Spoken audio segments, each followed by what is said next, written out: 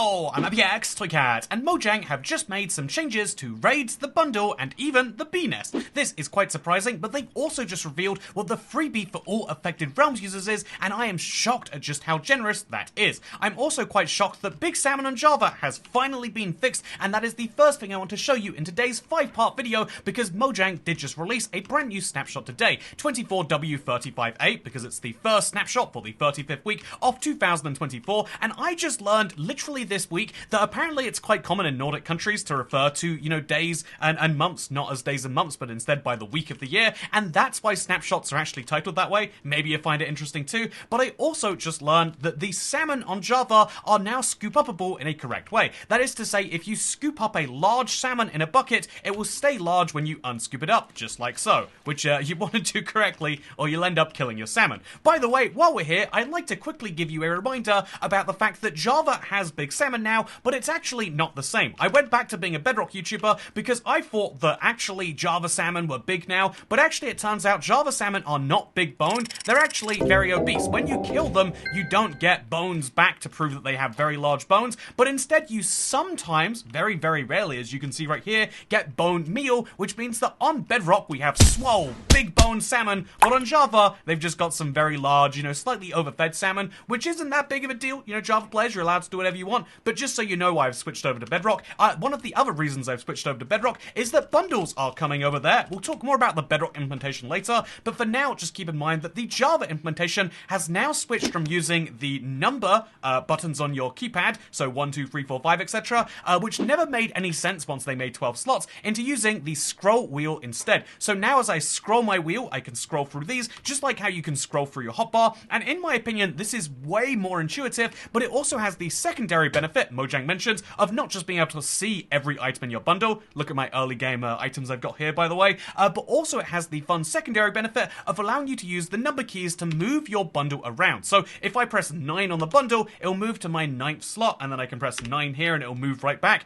This is really handy for, as Mojang puts it, expert players, but I also think it's just pretty handy, and most people will probably appreciate it anyway. Something else you might appreciate is if you get the raids, in something that is a non-stop complaint, especially for me, is that raids will often spawn underground, or they'll spawn in really weird places that you just wouldn't expect, and so they've changed raids so that raiders, that is to say mobs in a raid, can now not spawn over 96 blocks above or below the center of a village. And my first thought was, are they trying to make it harder to cheese raids on Amplified? But I believe that the actual intention is to stop you from having, raiders which are massively above you in a place you'd never expect, like that island up there, or massively below you in a cave that you wouldn't find. And so something you'll notice right now is that this won't happen, which is pretty great. So while we wait for the raiders to show up, and notice they won't be at the very top of that mountain up there, let's talk about some of the bugs they fixed this week, because outside of this and the data pack changes, this is everything that counts as a feature for this week's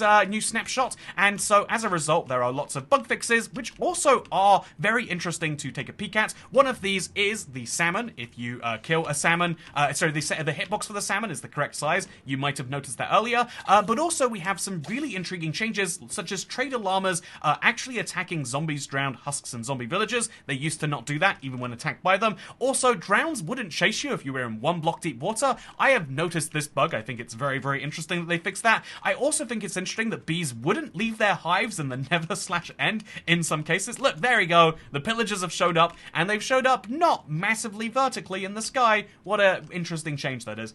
But finally, we have a bug fix which is really interesting to read. If you're not a Java player, you might be confused to learn that bee nest/hive items had no lore, and that was a bug fix. Like, how do you fix them not having lore? But lore is the Java way to describe the kind of hovering text you get above an item. In the case of my Netherite sword, it says my attack damage and attack speed, and in the case of my crossbow, it will say what projectile is loaded into it. This is actually a really cool system that we sort of have on Bedrock, but not in its entirety, but they've now added it to the bee nest and the beehive to tell you how many bees are in there and how much honey that you actually have, because otherwise you have no idea when you silk touch up one of these how many bees you've taken with it. And I think that's such a cool example of a new change, but as I'm always mentioning, guess what? I feel like now that it's on Java, it's really important that we work out adding stuff like that to Bedrock, because this is really handy information. If we're dealing with rarity, as indeed we very much are, I feel like this is another thing that just affects the in-game experience in a way that you don't even realize until you switch versions, because I didn't realize realize it until just now. Speaking of things I didn't realize till just now, this was the newest snapshot, and I know what you're thinking, what about the new preview? But how about, instead of answering that, I answer what happened in the new Bedrock update that isn't a beta and preview. 1.21.22 just came out, alongside a weird 4J fuzzy banner, by the way, but a lot of people have been asking me to explain exactly what was inside, and the answer is basically nothing. If you look at the changelog, it's the it's that description of bug fixes that don't even make it to the numbered reports on the bug tracker. They just say, yeah, we fixed some bugs that would affect the game and make it crash, and I imagine it probably has something more to do with Realms, but who's to say for sure? That Realms compensation we'll talk about right after I mention the other weird thing, which is 4J had a fuzzy banner on yesterday, and this was I thought it was a hint that something new was coming with the Elements engine that they've been teasing about for quite some time, but actually it was the release of Stampy's Lovely World. That's right, Stampy's Lovely World is being released by 4J Studios as a marketplace pack, which is very bizarre. It costs $6 and it's available now, intriguingly enough. And yeah, I am very surprised that they are tying 4J to Stampy in that way,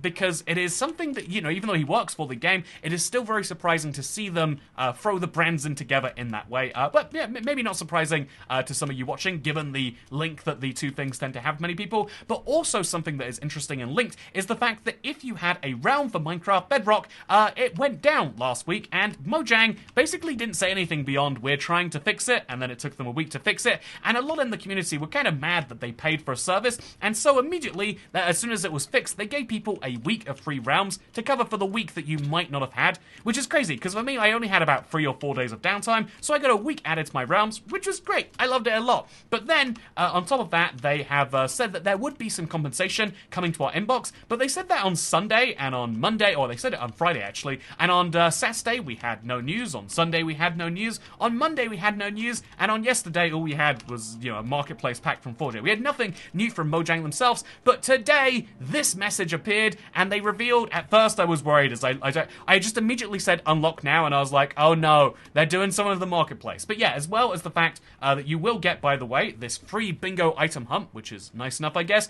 they're also giving out 660 mine coins. That is real cash Minecraft money. That is $4 in compensation for losing 1/4 of potentially a, you know, I think it's a $4 subscription to Realm. So you might be very, very well off if, like me, you pay only £3.29 a month for your Realm. And so as a result, I figure it's something worth sharing. Good news, if you play Minecraft Bedrock, there is in fact something very cool. Yeah, actually, should we load it up right now, see what's going on? It counts as a mashup pack because it has 5 skins in a world. I'll never get over the fact that that is not what a mashup is, and I don't know why the Minecraft Marketplace calls it that, but let's see what Bingo Item Hunt looks like. This is Bingo Item Hunt, and as you can see, it's actually quite a configurable little map with all sorts of choices that you can go into, but I'm just going to start the game all by myself and show you what's going on with this. And so yeah, just keep in mind this is one part of the Realms compensation, the 660 mine coins. I know some people are going to have great use of that, but a lot of people tell me like, yeah, there's nothing I really use mine coins for, and so you might be bummed out, but in that case, just know, I saw a fun post on the Toycat subreddit where someone said that that's the exact amount that Toycat's Let's Play World costs, and so if you are looking for a fun way to use your mine coins and you don't have a use for them anyway, it's a great way to support the channel. Anyway, with that said, let's now try and get the items from this fun list we've got over here. I think the easiest is going to be leather. That's going to get me 4 points because it's the bonus item, it seems. But also my goal is to get all of these other ones, so let's go off and try and do that while I talk to you about the next...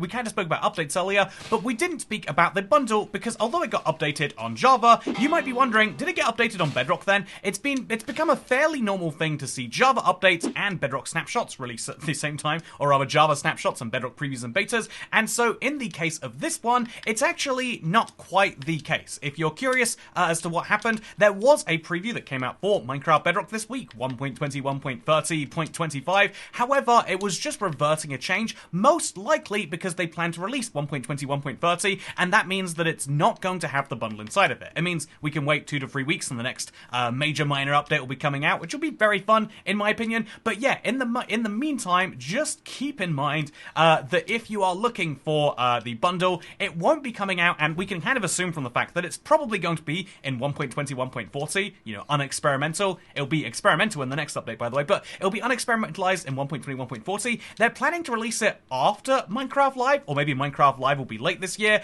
and so in either case, just know that somewhere close to the end of the year is when Minecraft's next drop with the bundle will be, and in the meantime, we've got an update which has quite a few really exciting parity features coming, plus some other exciting bug fixes. I think that's something you've just got to keep in mind. But yeah, Minecraft Bedrock is not going to have the bundles just yet, and so either will Minecraft Java, because as you're aware, the next update is not until Minecraft Live comes out, they're not going to reveal any features from the next major update, you know, as much as you might have heard that it's going to be a minecart update or whatever else. That is just going to be the minor version till then. Hey, we got the flint.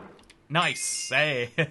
It's wild, by the way, that flint counts as one, but also the granite stairs and chiseled bookshelves. I feel like those are substantially harder to get, but I digress. Anyway, this is actually a really, really cool map. I think it'd be fun to play this. Maybe that's what I'll be doing on the stream tonight. And also, just in case you're curious, I'm looking forward to, as one of my last streams before I leave, I'm thinking of doing a stream where I rank every single Minecraft block. In fact, I say I'm thinking of doing it. I am doing it. And so if you want to see what will be one of the longest live streams ever on this channel, yeah, tier list for every single Minecraft block coming tomorrow, and maybe tonight we'll play a bit of bingo item hunt.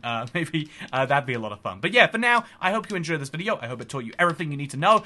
Thank you to everyone who supports the channel. One of the fun ways you can do that this week is if you have no spare Minecoins, you can buy the Let's Play World, or if you have a few extra you're looking forward to using anyway, the Timeless Adventures came out just a week ago now, and if you want to relive some console nostalgia, that's one of the great ways you can do precisely that. Otherwise, I am very excited to learn more about the next preview cycle, 1.20, 1.40, and I'm also excited to see what 4J's up to. They are sharing it in the not too distant future, yeah, those are the two things that I take away from this, but also I would love to see item lore come to Bedrock, because we already have it for some items, like water-breathing potions or whatnot, so it'd be nice to see it for other things that's not just telling you what category that item's in, because I'd much rather know if there's an arrow in my crossbow than to know that my lever happens to be an item.